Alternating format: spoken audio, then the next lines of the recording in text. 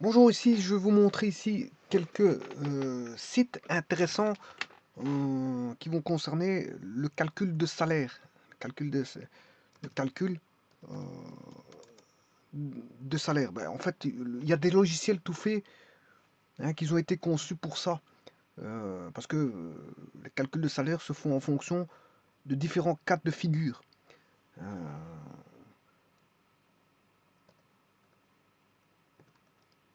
il y a différents cas de figure dans les calculs de salaire. Bon, et c'est ça qui fait la législation. La législation. Alors, quel type de législation? Alors, sachez que quand vous travaillez, ben, tout d'abord, vous êtes régi euh, par le droit. Par le droit. Donc, le travailleur hum, qui peut travailler dans une entreprise privée ou travailler à l'État. Donc, il est soit dans une entreprise privée, hein, employé chez une société privée, ou alors il peut travailler en tant que fonctionnaire d'État. Bon, l'un n'est pas l'autre. Il y a les cadres, des cadres qui se diffèrent entre euh, travailler, entre le cadre de devoir travailler dans une société privée et le cadre de travailler en tant que fonctionnaire. Bon, c'est pas tout à fait la même chose. Pas tout à fait la même chose. Alors, il existe encore des- pour certains pays des sociétés d'État. Il existe pour certains États possèdent leur propre société, et je dirais même des sociétés de production. Des sociétés de production. Alors, euh, l'État n'est pas forcément pour tous les pays euh, une contribution d'imposition, non. Elle peut avoir des sociétés qui, pour lesquelles il y a un certain rendement qui est demandé et pour lesquelles il y a euh, du bénéfice qui ressort et vient s'adjoindre au revenu de l'État. Alors, donc, l'État n'est pas uniquement quelque chose qui ferait référence à une imposition, loin de là. Il y a des États bon, qui ont des sociétés de production et qui gèrent des sociétés de production. Alors, l'État doit payer énormément de choses, je vous le dis tout de suite. Bon, il doit payer les fonctionnaires, les personnes à la recherche d'un emploi, les personnes qui sont euh, les allocations familiales, les allocations de chômage, les allocations, euh, euh, voilà, les pensions. Voilà, il y a toute une démarche qui fait en sorte qu'à la fin du mois, bon, vous comprendrez qu'il faille payer d'innombrables personnes et que l'imposition ne suffit pas. Donc parfois, il faut aller vers l'endettement pour voilà, continuer à subvenir aux charges de l'État. Alors, ceci étant dit, c'est difficile de gérer, veut dire, voilà, un État. C'est pas aussi simple qu'on pourrait le penser. Déjà, pour qu'un État fonctionne correctement, il faut que qui fait l'État, ben, ce sont les personnes. Je ne parle pas de la gouvernance d'État, hein. Si je suis en train de parler de fonctionnement d'État, le fonctionnement d'État, bon, c'est qui anime le fonctionnement d'État, ben, c'est les cotisants. C'est tous ceux qui cotisent qui animent, je veux dire, les revenus d'État. Parce que les revenus d'État, principalement, reviennent de revenus d'imposition, en grosse partie, mais pas que. Bien sûr, il y a les dettes que s'il n'y a pas assez, ben, on est obligé d'aller vers l'endettement mensuel. Voilà, et je veux dire, si un État possède des sociétés, si elles fonctionnent correctement, ces sociétés-là, si elles ne sont pas en dette, si elles eh bien, je veux dire, ça peut permettre de contribuer à ramener du revenu. Donc, le revenu d'État peut être de différentes façons. Et qui fait l'État? Ben, c'est toutes les personnes qui constituent, euh, qui font la cotisation.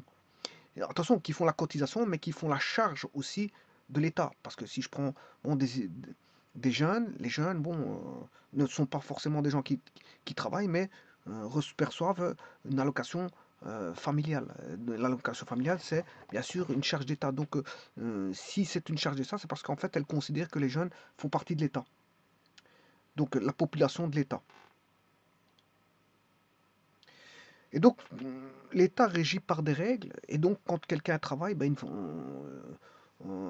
depuis des années, bon, il y a des lois qui s'établissent au fur et à mesure, et le code du travail, bien sûr, les règles du travail ne cessent d'augmenter. Au départ, on avait peut-être voilà, un petit bouquin de quelques pages, et puis après, bon, au fur et à mesure des luttes ouvrières, des luttes des travailleurs, des luttes voilà, des syndicales, on s'est retrouvé avec voilà, toute une panoplie euh, de pages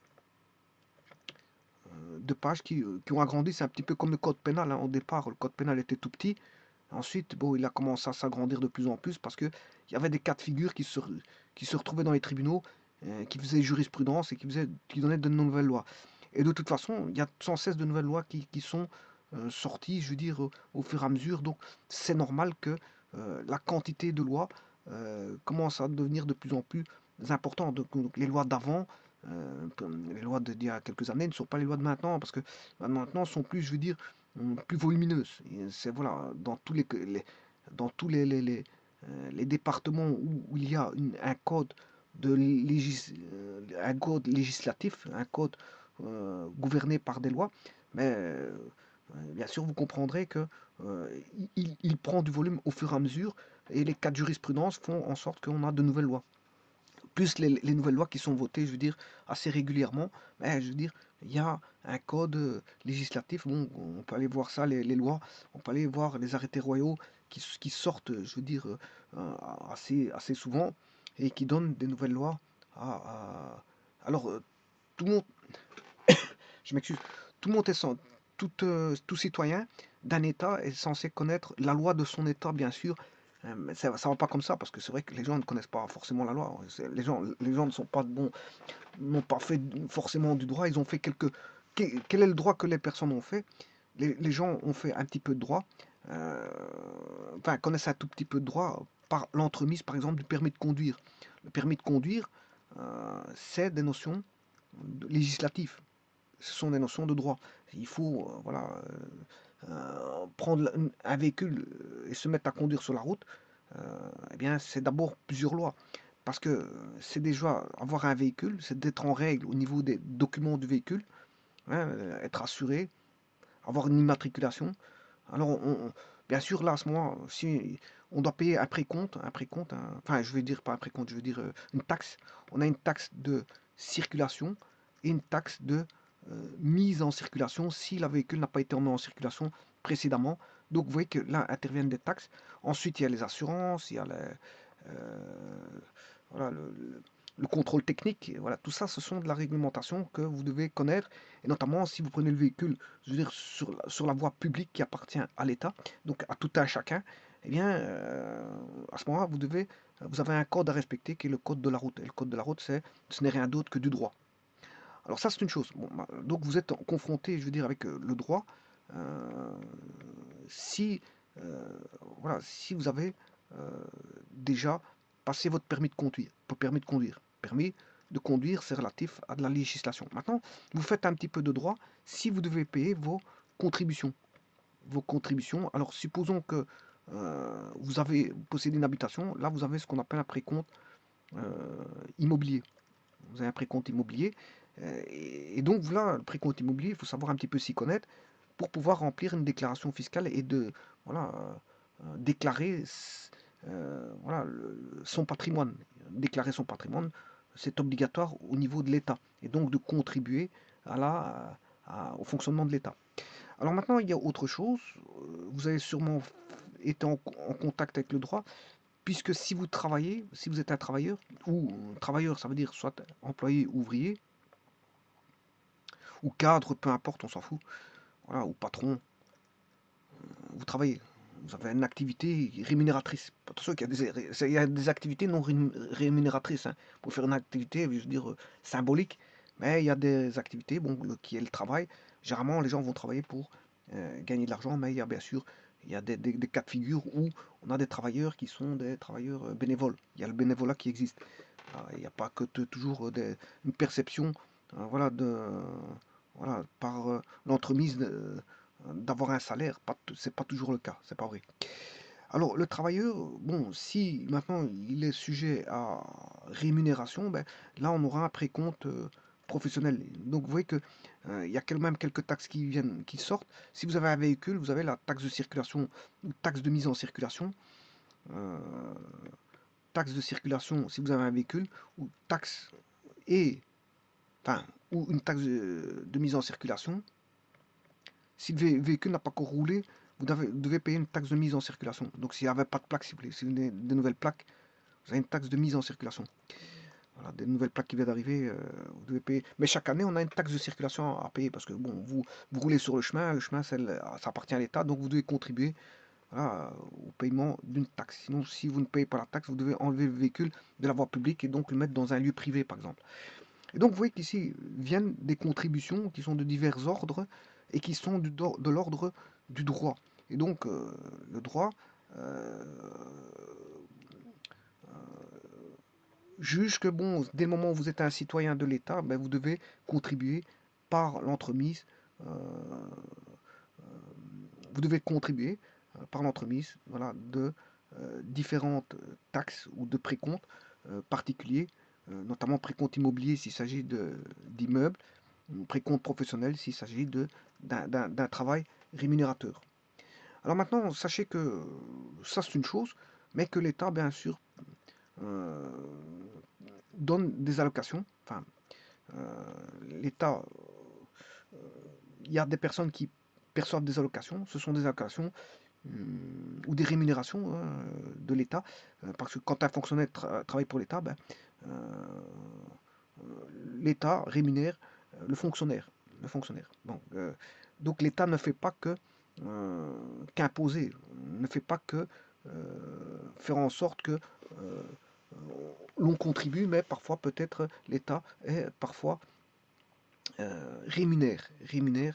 euh, voilà, il peut être rémunérateur, comme il peut être on peut être un contribuable et contribuer au fonctionnement de l'État, mais on peut être avoir une rémunération d'État. C'est l'État qui nous euh, rémunère en tant que fonctionnaire d'État. Alors il y a d'innombrables fonctionnaires d'État. Je ne sais pas combien de fonctionnaires mais en tout cas, euh, sachez que euh, le fonctionnement de l'État, au travers des écoles, des institutions d'État, par exemple, je pense aux écoles, je pense à beaucoup de choses, hein. Je pense aux institutions de l'État. Alors, les institutions de l'État, généralement, se font sous forme de, de, de bureaux, hein. Il y a différents types de bureaux, euh, ou je dirais plutôt d'office, hein. C'est organisé en office, en caisse.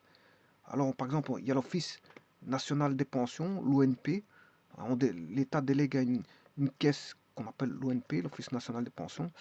Alors, s'il s'agit de l'emploi, ben, c'est l'Office national euh, de l'emploi, l'ONEM. On a l'Office national de la sécurité sociale qu'il faut contribuer aussi, hein. C'est une caisse qu'on contribue, la sécurité sociale. On a une caisse qui est l'Office national euh, des pensions, de l'ONE, l'Office national de l'enfance, et tralali tralala.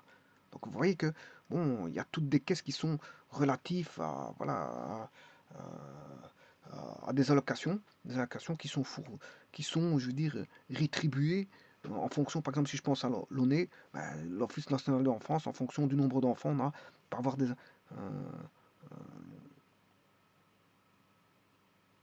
il y a l'ONDH, etc., etc. Il y a des organismes qui s'occupent spécifiquement pour les handicapés. Bon, il y a différents offices, différents types d'offices.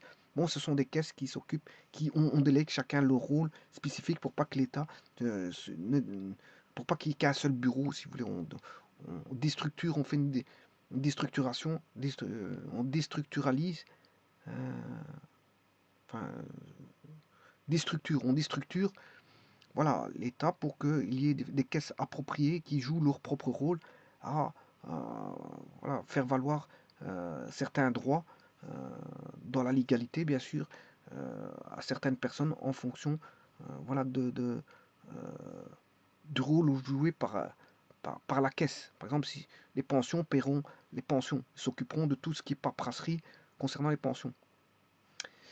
par exemple. Donc, vous voyez que là, on a du cadre législatif, que ce soit en contribution ou en rétribution. Et dès le moment où, je veux dire, il y a la perception d'un salaire, et là, d'office, c'est on ne fait pas n'importe quoi. Alors, pour percevoir un salaire, c'est parce que la personne travaille. Alors, si elle travaille, il y a déjà du droit, puisqu'il y a la législation du travail. Si une personne travaille dans un cadre, quel qu'il soit, il est soumis à la législation du travail. Et si, bon, les règles ne sont pas proprement jouées dans le cadre du droit, dans un lieu où une personne perçoit un salaire, eh bien, il peut aller se retourner au niveau du tribunal du travail. Il y a un tribunal spécifique qui va s'occuper, voilà, des travailleurs et faire valoir leurs droits. Alors, donc, on a toute une législation qui est quand même assez conséquente, qui est la législation, je veux dire, du travail. La législation du travail. Alors, pour ce qui est toujours du paiement des salaires, vous avez payé un salaire en fonction, enfin, le salaire, tout d'abord, il y a le patron. Le patron, lui, quand il doit payer beaucoup de choses, hein. Il doit payer l'ouvrier ou l'employé. Voilà. Il y a le statut ouvrier ou employé, et le patron doit payer l'ouvrier, l'employé, sachant que le patron doit payer des cotisations patronales et aussi des assurances. Il paye des cotisations voilà, patronales plus des assurances. Et il a sous sa charge, bon, bien sûr, l'employé ou l'ouvrier. L'employé ou l'ouvrier, il a un régime de paiement qui sera toujours un petit peu le même, mais qui va dépendre de différents cas. Alors il paiera toujours l'employé ou l'ouvrier, ben, il y aura un pourcentage, je ne sais plus combien il est, 14% je crois pour l'employé, 14, je ne sais pas combien pour l'employé, et pour l'ouvrier il y a une majoration de 108%, donc c'est 14 plus 108%. Alors s'il y a la majoration de 108%, ça veut dire qu'on a un salaire fictif pour lequel on va calculer sur une certaine base voilà, le montant de l'ONSS. Donc là, on a le paiement de ce qu'on appelle l'ONSS. Et l'ONSS, toujours le même. Bon, c'est toujours la même chose. Euh, en tant que régime, soit ouvrier ou employé. Voilà, donc on a des cotisations ici de sécurité sociale que l'ouvrier doit payer. Donc le patron doit supporter encore voilà, des frais de sécurité sociale par deux fois, parce qu'il doit payer les charges patronales, mais en plus de ça, il doit payer la sécu, voilà, cotisation de sécurité sociale de l'employé ou de l'ouvrier. Tout est à la charge du patron. Tout est, tout est à la charge du patron. Donc un patron paye énormément. Bon, ça voudrait dire que si le patron paye 5000 euros pour un ouvrier, ça voudrait dire que l'ouvrier est obligé de rapporter plus, hein, en moyenne. Parce que c'est vrai que quand on regarde bien, les employés, bon, ils font des travails de pa- pa- pa- je m'excuse, de paperasserie, de papier. Mais vous aurez compris que ça rapporte rien, mais on est obligé de faire des papiers, hein. Les documents, remplir les documents, voilà, c'est des passages obligatoires. Tous les documents, c'est des passages obligatoires, mais on est obligé de payer une personne qui s'occupe de ces papiers-là, parce que si on ne fait pas ça, ben, on est noyé sur les papiers, et un patron n'a pas le temps de faire tout ça. Donc, voilà. Donc c'est en moyenne. Les ouvriers doivent rapporter plus que si le patron paye 5000 euros, ben, l'ouvrier doit rapporter 7 ou 8 000 euros au patron. Alors, sachant que des employés ne rapportent pas parce qu'ils font des travaux de bureau. Les travaux de bureau, c'est forcément une charge. C'est pas quelque chose qui contribue à amener de l'argent. Sauf certains employés, hein. Certains employés, bon, voilà, ils font des contrats, etc. Bon, on peut voir tous les cas de figure, mais c'est pas le but du jeu ici. Alors tout ça, c'est pour vous dire quoi? C'est pour vous dire que donc on a une partie ONSS à payer. Mais à partir de là, une fois que l'ONSS a été payé, donc on a la rémunération brute payée à une rémunération brute, on enlève sur les quotes-parts ONSS, et là on a un revenu qui est brut imposable. C'est un revenu imposable, ERI, ce qu'on appelle un ERI. Après avoir payé l'ONSS. Alors pourquoi après on impose après l'ONSS? C'est normal parce qu'on ne va pas imposer deux fois, hein. On enlève d'abord l'ONSS, c'est une partie d'une caisse de sécurité sociale. On donne à la Sécu, à la caisse Sécu. Et puis à partir de là, on peut calculer les impôts. On ne va pas payer les impôts deux fois, hein, une fois sur l'ONSS et une deuxième fois par après. Donc c'est normal qu'on calcule le revenu imposable ici. Alors maintenant, et c'est surtout là que toute la législation, on va intervenir ce qu'on appelle non plus une législation du travail, parce que la législation du travail, qu'est-ce que c'est? C'est toutes les règles du travail pour lesquelles le travailleur a droit. Mais attention que c'est pas que des droits, c'est des devoirs aussi, hein. Bon, c'est pas se dire que bon, vous savez, on a embauché, on signe un contrat, ça y est, on a que des droits. Non. Bien sûr, la législation du travail impose aussi certaines choses, hein. Elle ne donne pas que des droits. Elle impose aussi, si vous faites un échange avec un contrat de travail, c'est un échange entre un patron et, par exemple, un employé ou un ouvrier. Ben, l'employé ou l'ouvrier doit voilà, jouer le rôle que le patron lui a demandé. C'est-à-dire s'il doit produire autant, ben, il faut si c'est dans les capacités de l'ouvrier ou de l'employé, il doit le faire. Voilà, parce qu'il est payé pour ça. Il est payé pour ça. Maintenant, s'il ne joue pas son rôle, qu'il ne fout rien en journée, bah, je veux dire, là, c'est lui qui est en tort, hein. C'est pas, voilà, on peut pas dire que c'est le patron qui est en tort. Le patron, il ne faut pas toujours voir des torts chez le patron, hein.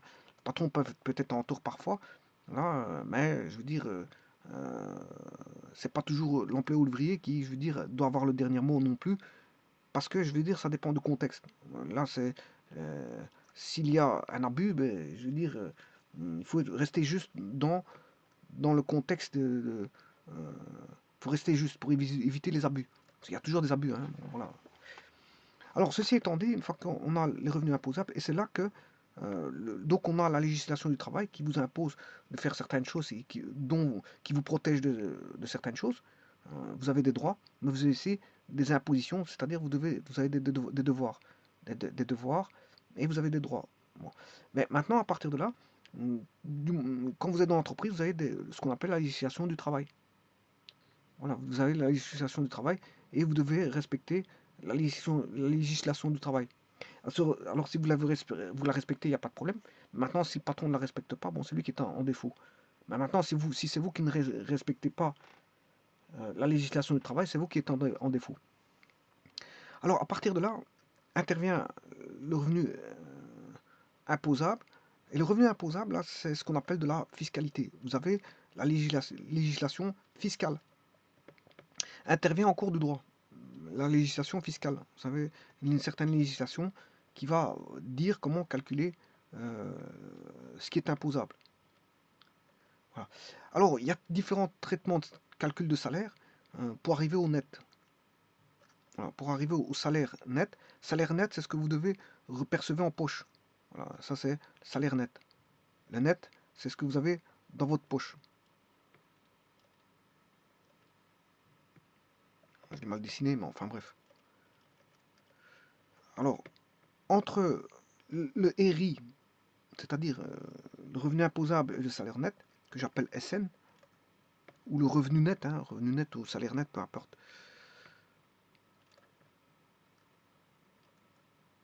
Alors, salaire qui vient de sel, hein, du mot sel. Revenu net, c'est ce que vous avez dans votre poche.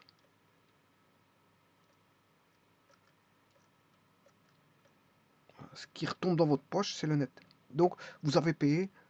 Là, c'est tout ce qui est contribution. Là, c'était la contribution à la caisse de sécurité sociale, l'ONSS, avant l'imposable. Et puis l'imposable, c'est toute une législation fiscale. LF, c'est toute une législation fiscale.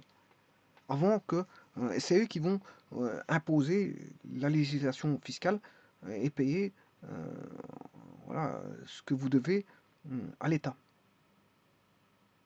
Alors plus le revenu est important, Et plus, bien, vous aurez compris que plus le revenu est grand, et plus vous serez imposé.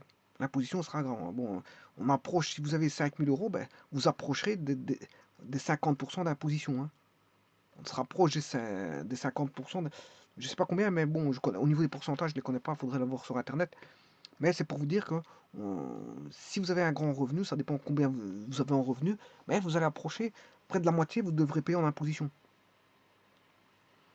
Donc ça veut dire qu'une personne n'est pas l'autre. Quelqu'un qui a un bas revenu, on ne va pas lui mettre 50% d'imposition, et il ne lui restera pas plus grand chose dans la poche. Voilà.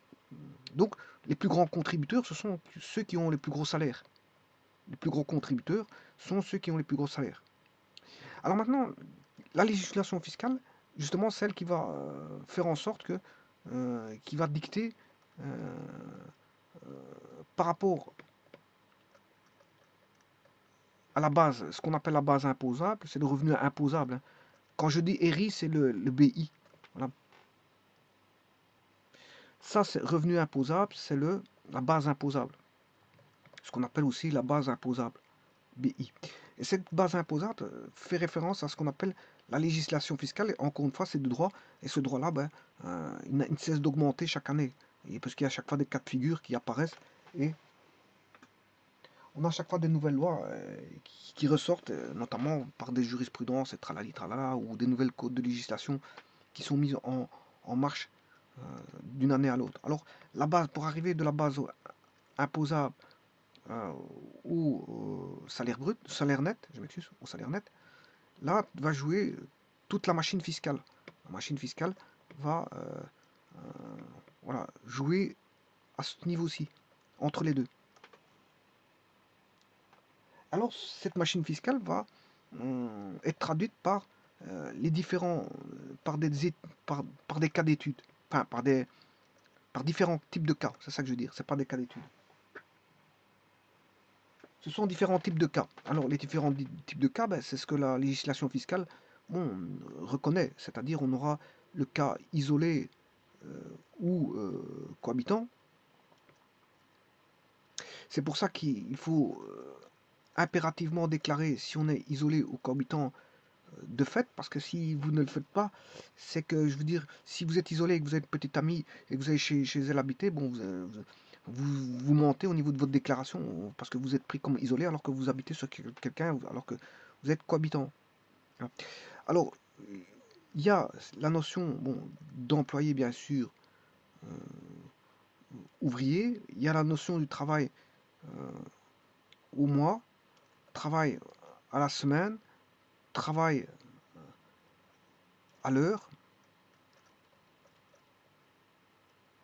Alors, par exemple, si vous travaillez à l'heure, il faut compter en centièmes. Hein. Vous devez compter en centièmes. Par exemple, 7h30, si vous travaillez à l'heure, 7h30, vous devez mettre, bon, c'est 7 heures, et alors vous devez mettre en centièmes d'heure. 30 soixantièmes fois 100, vous aurez 0,5. Donc, ce qui veut dire que 7h30, c'est 7,50. Attention aussi, je dirais, à bien arrondir. Hein. L'arrondissement des nombres, il faut faire très attention à l'arrondi des nombres. Voilà. On arrondit correctement. Par exemple, 74,83, 6, ben c'est 74,84. Vous faites à 2 décimales, à l'arrondi supérieur, bien sûr. Hein. Quand vous dépassez le 5. Voilà, c'est supérieur ou égal à 5, vous arrondissez.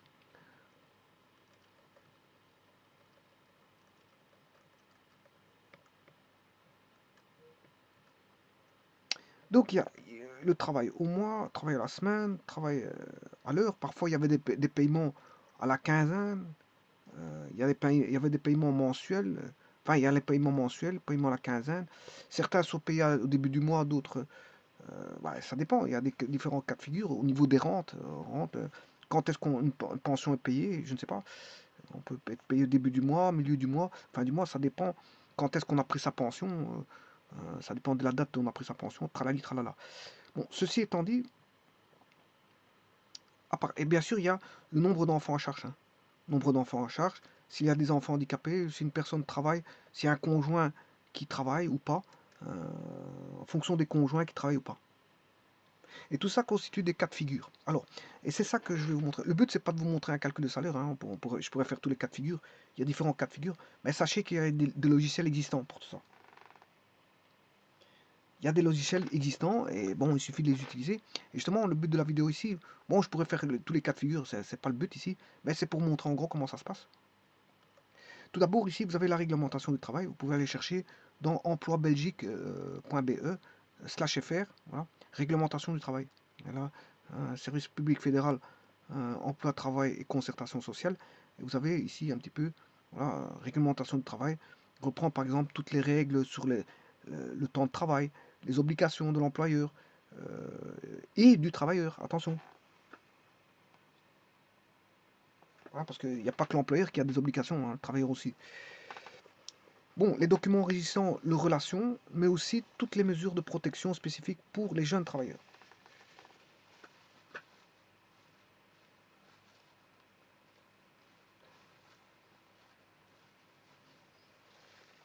Alors, en général, on a des règles, mais parfois il y a des règles générales, mais parfois il y a des règles spécifiques. Bon, tout comme quand la législation, bon, parfois doit faire face à des problèmes d'ordre généraux. Bon, ce qui est un petit peu, on va dire, c'est au cas par cas, vous allez me dire oui. Mais quand c'est général, c'est plus facile à traiter. Parce qu'on connaît les cas de figure, on les connaît. Maintenant, quand on a des cas spécifiques, là, à ce moment, ça prend peut-être plus de temps à gérer, quelque chose qui est plus spécifique, mais en tout cas, les protections spécifiques ont été prises en compte ici, notamment pour les jeunes travailleurs. Et il y a beaucoup de choses qui sont spécifiques. Il y a des cas, parfois, des cas de figure qui sont spécifiques. Bon, on n'a pas toujours des cas généraux. Alors, vous avez ici la réglementation du travail, les rémunérations.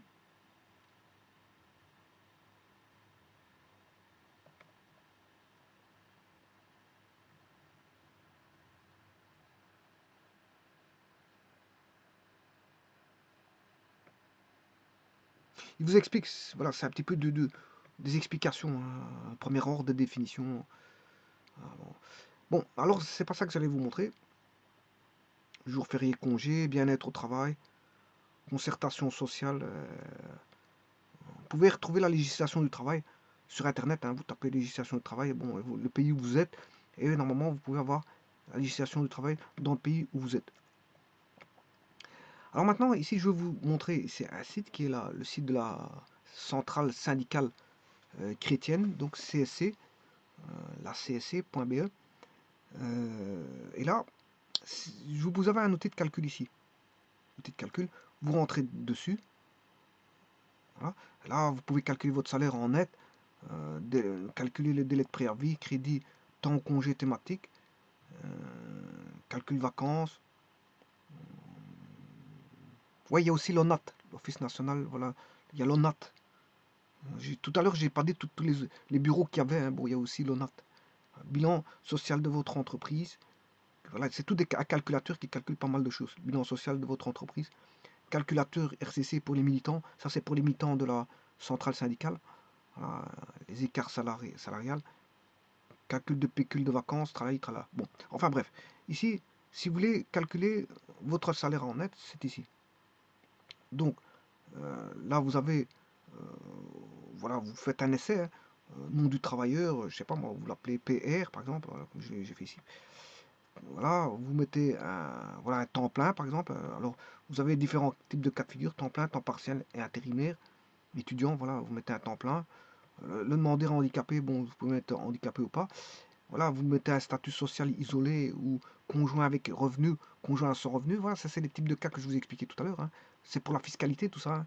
Voilà, tout ceci, c'est pour introduire voilà, euh, les valeurs qui vont être soit soustraites ou additionnées à la base imposable. Parce que la base imposable, c'est pas uniquement vous enlever, hein, on peut vous rajouter des choses. Il y a ce qu'on appelle des déductions fiscales. Hein. On peut vous rajouter des choses ou vous en soustraire. Alors, là-dessus, voilà, une fois que vous avez le statut fiscal, voilà, isolé, demandeur est un veuf, oui, il faut savoir si vous êtes, si, oui, j'ai pas pris les cas de figure tout à l'heure, peut-être aussi quand j'ai pris isolé, pour avoir veuf, le cas de figure veuf ou veuve, bien sûr. Avez-vous des enfants en charge? Voilà, combien? Parce que c'est en fonction du nombre d'enfants en charge aussi. D'autres personnes sont-elles à votre charge? Voilà, suivant. Alors ici, j'ai pas mis d'enfants en charge. Et là,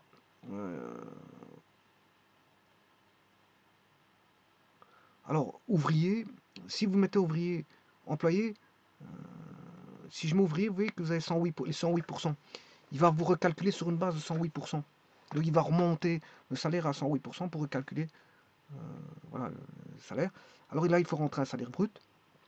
Je vais mettre par exemple un salaire de 2800 euros, hein, 108%. Alors ici, on va mettre nombre de jours de travail presté dans le mois, y compris assimilé, 20 jours.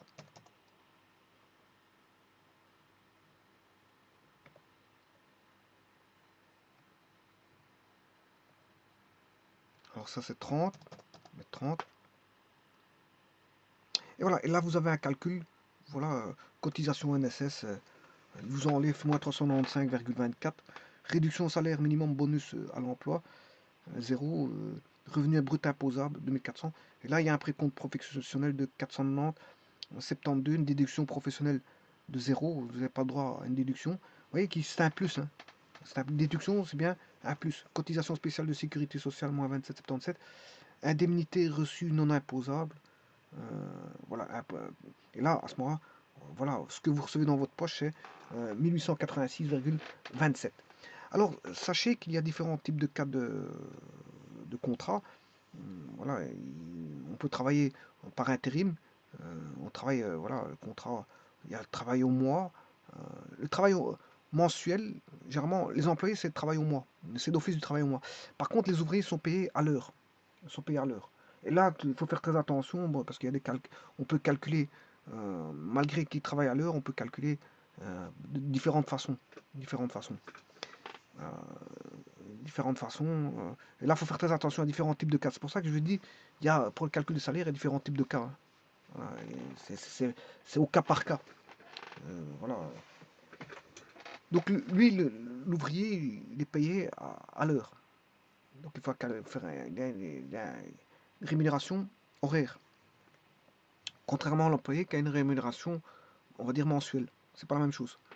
Donc les calculs de salaire ne se font pas de la même manière d'une personne à l'autre. Alors ici, il y a un autre site qui est un site de la CGSLB. C'est aussi une centrale syndicale, mais libre. C'est un syndicat libre. Il est libéral. Syndicat libéral. Alors, ici, c'est un peu la même chose. Hein. Vous pouvez voir vos primes de fin d'année. Là, primes de fin d'année.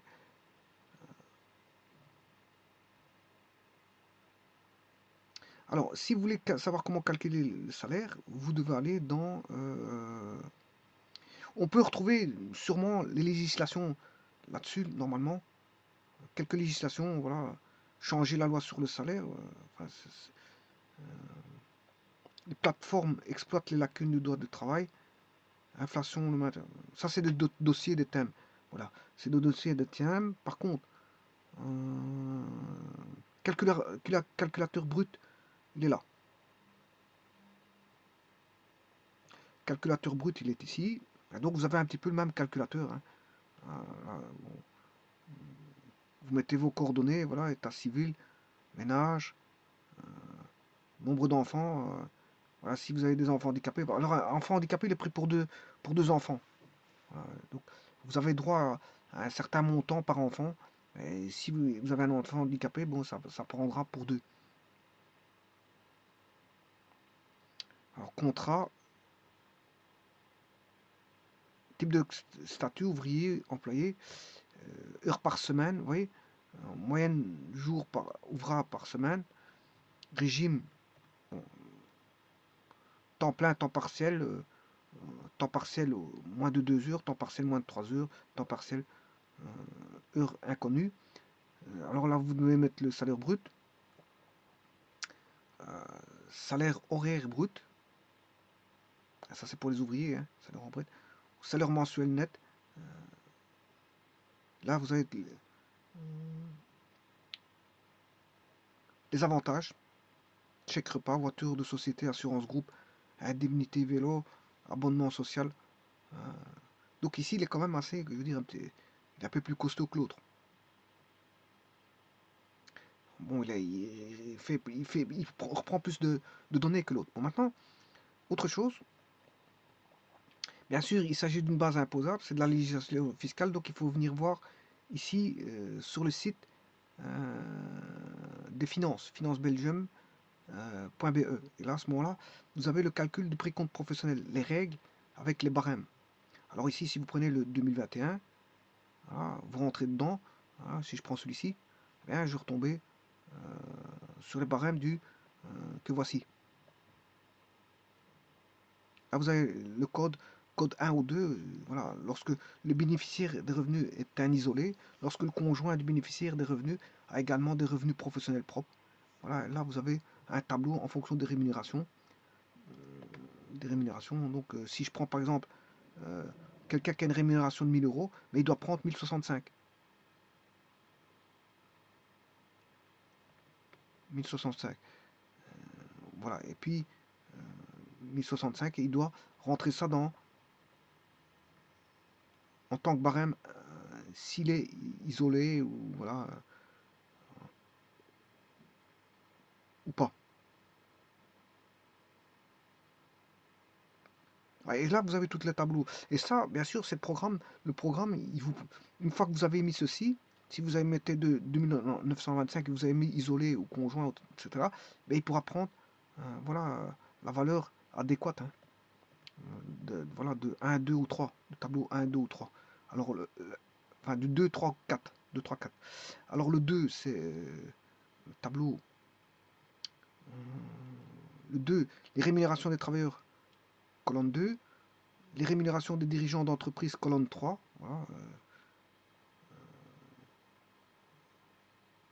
Les pensions et rentes, colonne 4. Voilà. Encore ici, c'est...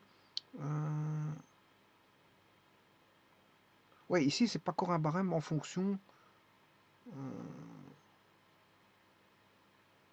oui, ici, je vois comment est-ce qu'ils ont fait leur tableau. Lorsque le bénéficiaire des revenus est un isolé.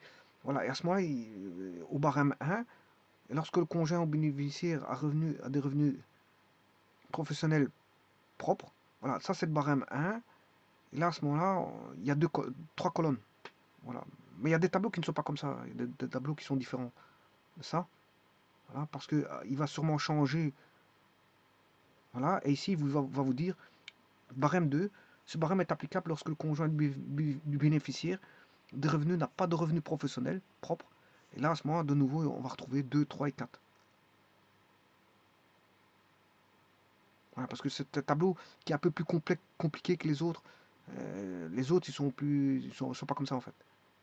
Ils sont pas comme ça. Ils vous donnent barème 1 et 2 en 2 colonnes, sans passer par voilà, les tableaux 2, 3, 4. Voilà, vous avez le revenu en 1, voilà, vous avez le revenu en 1, et puis vous avez deux tableaux qui soient de barème 1 ou barème 2. Par contre, ici, il n'est pas fait comme ça. Vous mettez toutes des pages barème 1, toutes des pages barème 2, mais dans barème 1, il y a 3 colonnes qui font référence à voilà, à la rémunération des travailleurs. 3, c'est colonne 3, c'est rémunération des dirigeants, et 4, c'est les prépensions. Voilà. Alors maintenant, ce qui est intéressant d'aller voir aussi, c'est le site de l'ONSS. Et alors bon, il vous donne aussi quelques informations aussi intéressantes.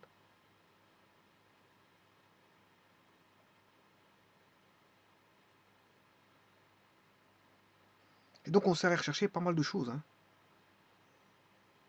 Vous pouvez aller chercher tout ce qui est législation fiscale, tout ce qui est tableau voilà, de paiement au NSS, enfin, les pourcentages voilà, de l'ONSS, etc., là, etc. On sait tout trouver, tout trouver. C'est ce qu'on appelle euh, la législation du travail. Dans la législation du travail, on n'a pas que la législation du travail pour un travailleur, il y a la législation fiscale. Voilà. Je vous remercie.